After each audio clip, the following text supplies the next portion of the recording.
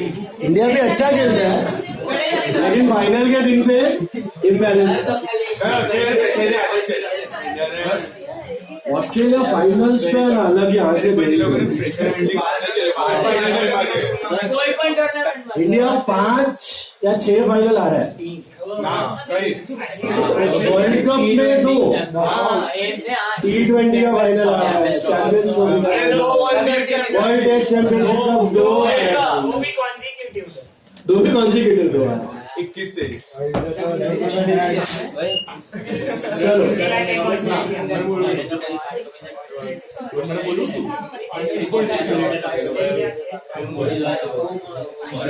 चलो ऐसा ही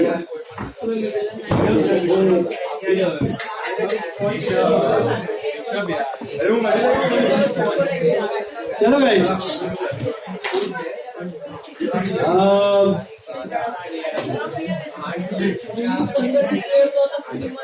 let's finish off with shares. I think we started with calls in advance, right in the last lecture.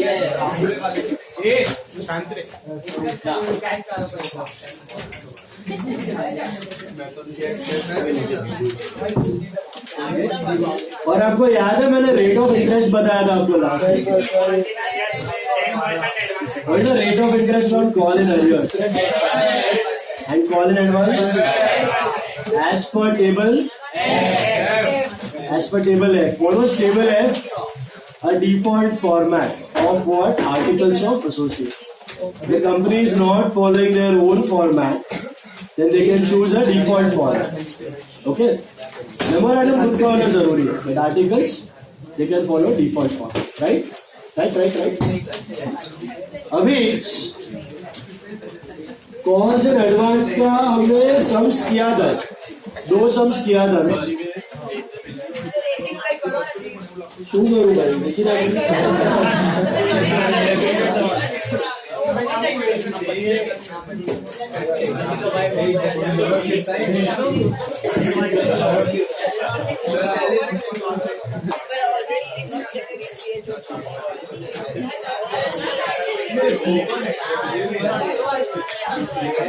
चलो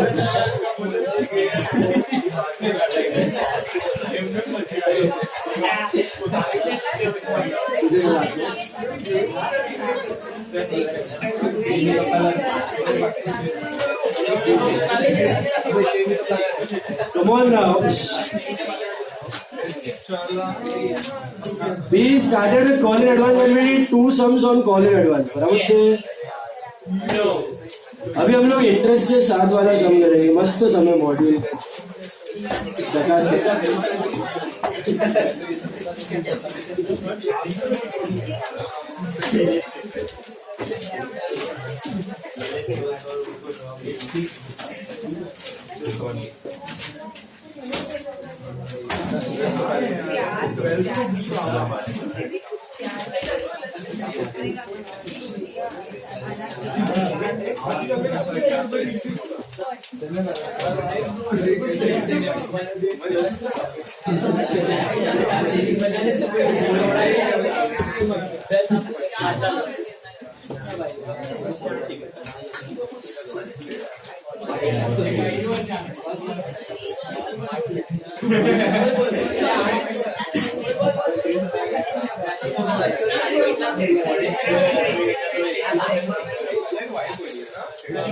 See question 17, the module sum.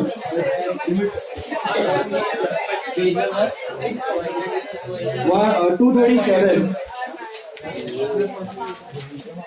Page 237, question 17. ध्यान से देखो. X limited. Question 17. Guys, focus. X limited invited applications for 10 lakh shares of 100 each. 10 lakh shares of 100 each. On application 20, allotment 30, first call 30, final call 20. All the shares are applied for and allotted for. A shareholder holding 20,000 shares paid whole of the amount due along with allotment. journalize the transactions assuming all the shares, all the sums were received. Interest was paid to the shareholder concerned on 1st of February. तो वही similar सा समय allotment के वक्त उसने सारा पैसा दे दिया और अपने को खाली एक चीज एक्स्ट्रा करनी है कि उसको इंटरेस्ट भी देना है कॉल्स इन एडवांस में. तो लास्ट में 2 एंट्रीज एक्स्ट्रा होंगी. क्यों 2 एंट्रीज? मैंने आपको बोला था ये interest on call in advance है ना, उसका क्या है? इनकम है कि एक्सपेंस है? कंपनी का एक्सपेंस है. कॉल इन अरियर का इंटरेस्ट इनकम है, कॉल इन एडवांस का इंटरेस्ट एक्सपेंस है.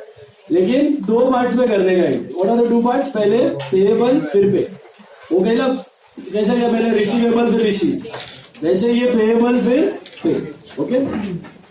तो डेट्स दिए हुए हैं तो डेट्स लिखना. सबसे पहला ऑन एप्लीकेशन, एप्लीकेशन का डेट ही नहीं है तो पुट ए डैश.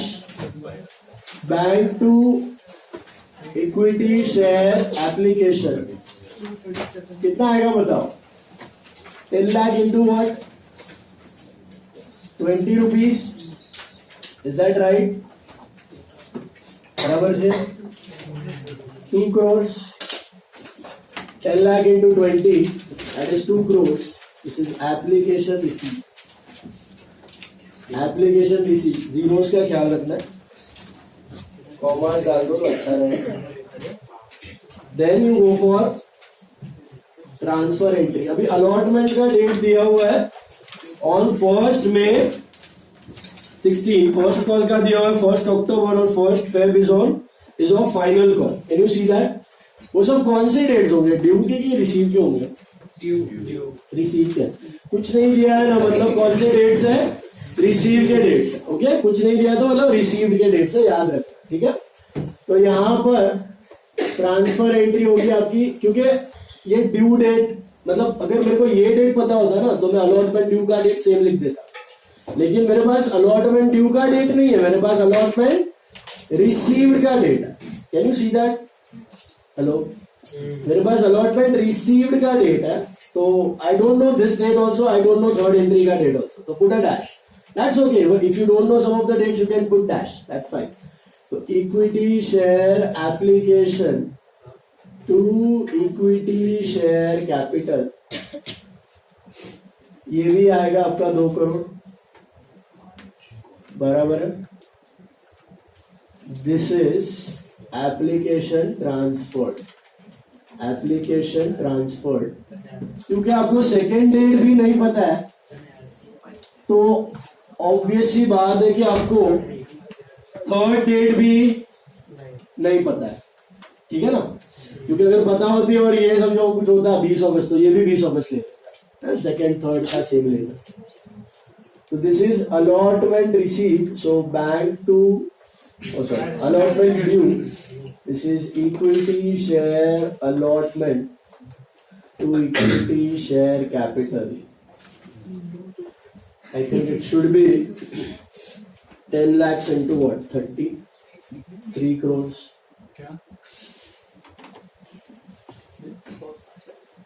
बराबर है. This is allotment due. Now allotment received का डेट पता है आपको. This is on 1st May. तो बैंक, लेकिन एंट्री थोड़ी चेंज हो जाएगी. Bank to equity share allotment to what you know? हाँ जी, कॉल्स इन एडवांस. क्योंकि एक बंदा जो है वो 20,000 शेयर है उसके पास, वो 20,000 शेयर पे आगे का सारा पैसा कहाँ भर रहा है? अलॉटमेंट पर ही भर के जा रहा है. बोला तो आगे का सारा पैसा बंदा अलॉटमेंट पे भर के जा रहा है. तो आपका अमाउंट जो है अलॉटमेंट में तो 3 करोड़ भरना है, वो तो सबने भर दिया. और उसने एक्स्ट्रा कितना भरा पता है? 20,000 इंटू वॉट? 50 की 30 की 20 50. फर्स्ट कॉल का भी पैसा और सेकेंड कॉल का भी पैसा. That is what he is paying in advance, right? So 20,000 into 50, that comes to 10 lakhs. ये आ गया आपके बैंक में 3 crore 10 lakh. This is allotment received and call in advance adjusted. ठीक है, ये हो गया आपका अलॉटमेंट रिसीव्ड. अब ये सेम डेट आप फर्स्ट कॉल ड्यू के लिए यूज कर सकते. ओके, फर्स्ट कॉल ड्यू का डेट आप सेम रख सकते हो, अगर कुछ नहीं दिया है तो बताया था याद, 2-3 का सेम, फिर 5-6 का same. So this is equity share first call to equity share capital. कितना आएगा?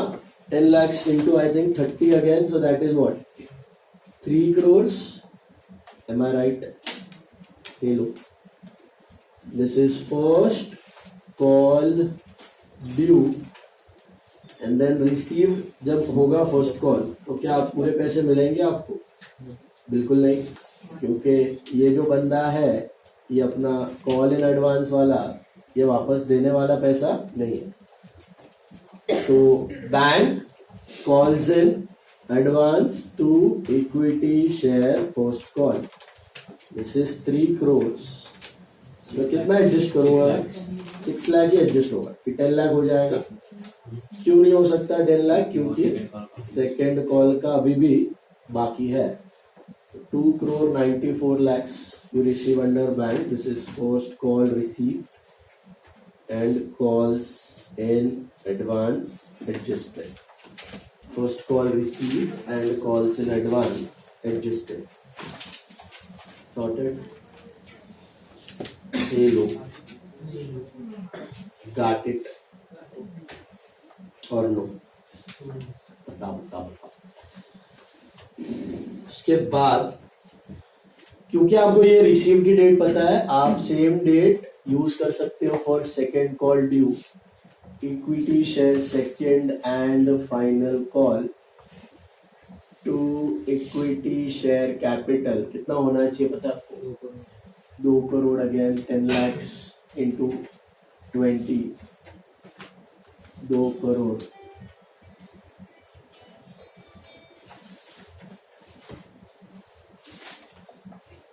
हाँ जरा लेक्चर में मैं आपको फोन करता हूँ, 9 बजे तक फोन करूँ.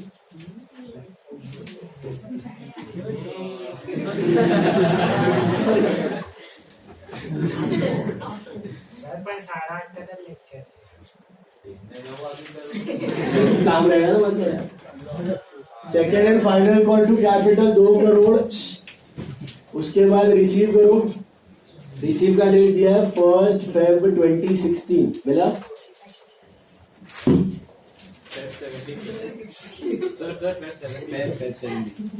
अरे हाँ, अभी यहाँ पर वापस वैल्यू रिसीव क्या होगा? Bank calls in advance to equity share second and final call. ये आपका हुआ 2 crore. ये होना चाहिए आपका 4 लाख एंड ये होना चाहिए आपका 1 crore 96 lakhs. ठीक है ना? This is second call receive and call in advance adjusted. Okay, now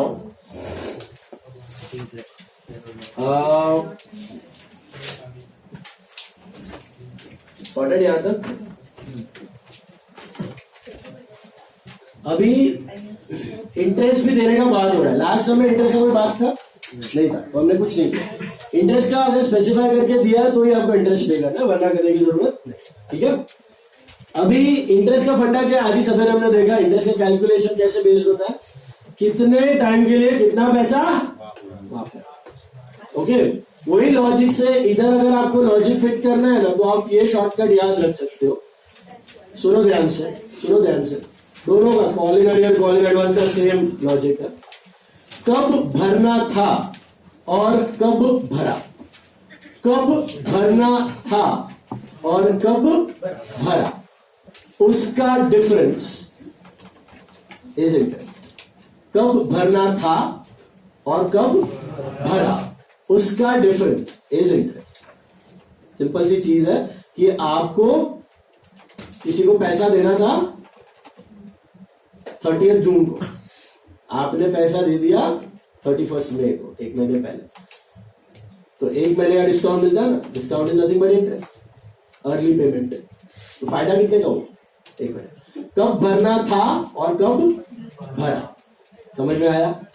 call in arrear का भी सेम फंडा है, कॉल इन एडवांस का भी सेम फंडा। कब भरना था और कब भरा, उसका गैप इज इंटरेस्ट। तो देखते हैं, तो अभी कॉल इन एडवांस है टोटल 10 लाख, तो सीधा 10 लाख में इंटरेस्ट मत मार देना एक साथ।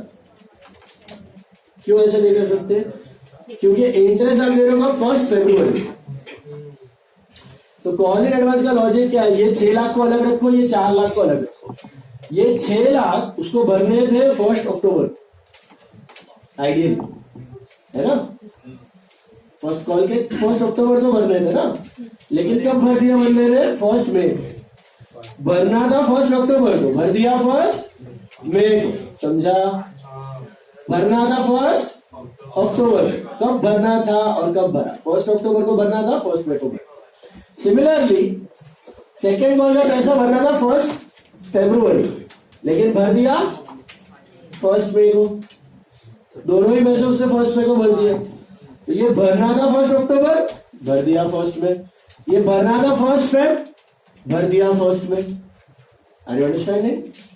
वंस अगेन, कब भरना था फर्स्ट कॉल, कब भरना था सेकंड कॉल, वो दिन पे करना तो कोई नहीं होता, प्रॉब्लम टेंशन नहीं थी, बट भाई थी उसको, दोनों पैसे कब भर दिए 1 मई को। तो 1 अक्टूबर भरना था, 1 मई भर दिया, 1 फरवरी भरना था, 1 मई भर दिया। तो लेट्स कैलकुलेट द इंटरेस्ट, उसका एक छोटा सा note banana, interest on call in advance. तो दोनों का अलग लेना, 4 लाख सॉरी 6 लाख पे एट द रेट ऑफ क्या लेना है, 10 और 12% फॉर, देखो फर्स्ट अक्टूबर, मई जून जुलाई अगस्त सितंबर, 5 राइट, 30,000 इसका होता है, बात समझ आई? एंड ये भरना था 1 फेब, भर दिया 1 मई जून जुलाई अगस्त सितंबर अक्टूबर नवंबर दिसंबर जैन, कितना महीना होता है 9 months. So 4 lakhs pay 12% for 9 months, 36,000, total is 66. Is this clear?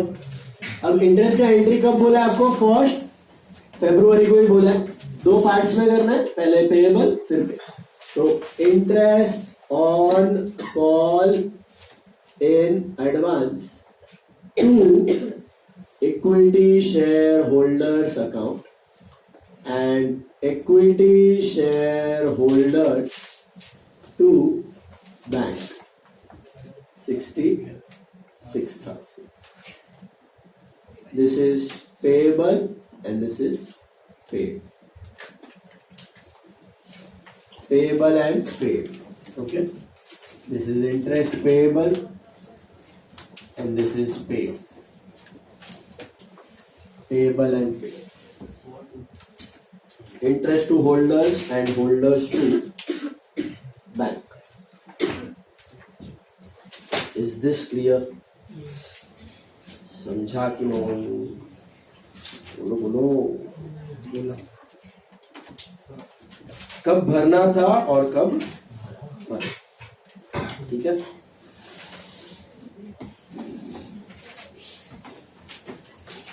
Next one,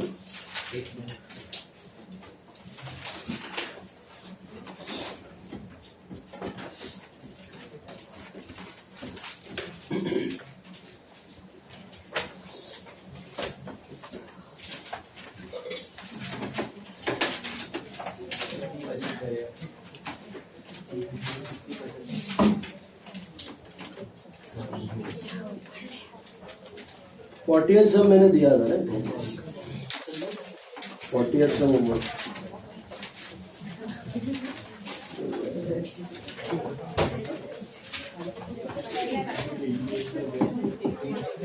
सब नंबर 8, बोलो फिर एक सब नंबर 8 मॉड्यूल सब number 8।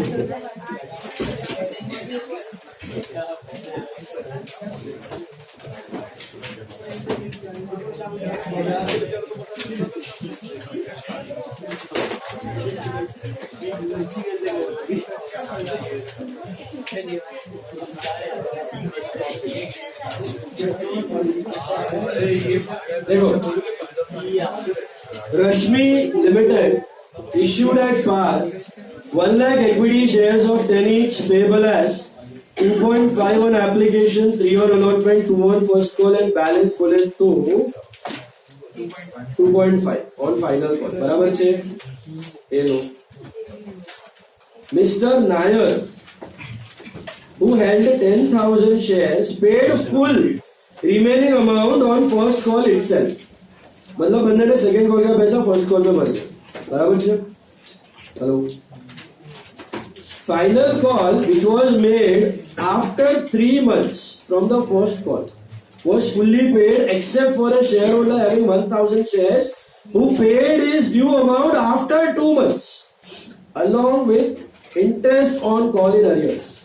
Company also paid interest on calls in advance to Mr. Nair. Give journal entries. तो यहाँ पे call in arrears भी है, कॉल इन एडवांस भी है और दोनों पे इंटरेस्ट. और वो इंटरेस्ट कैलकुलेशन के लिए वो मंथ्स का गैप भी दिया हुआ है. ओके, शुरू करते हैं. बैंक टू एप्लीकेशन कितने शेयर्स थे? आई थिंक 1 लाख इंटू 2.5 बोले तो कितना? 2.5 लाख. 2.5 ना, 2,50,000 हुआ. 2,50,000 बराबर छे. चलिए, bank to application it's 2,50,000 sorted. Cool. अभी एप्लीकेशन टू कैपिटल भी 2,50,000 ही होगा ना. लिख दो.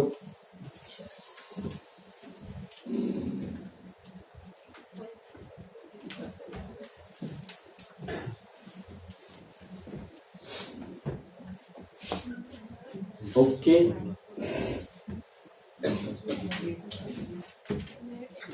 अभी अलॉटमेंट ड्यू का एंट्री से है. Allotment to capital I think कितना? 3 रुपए है ना, तो 3 लाख होगा. सही बात. अभी यहाँ पे कोई एडवांस पे कर रहा है कि नहीं पे कर रहा है? No one is paying any advance, right, at the time of allotment. So it is simply bank to allotment full money 3 lakhs. Bank to allotment full money 3 lakhs. Correct? Is that correct? Yes or no? Okay. Moving ahead.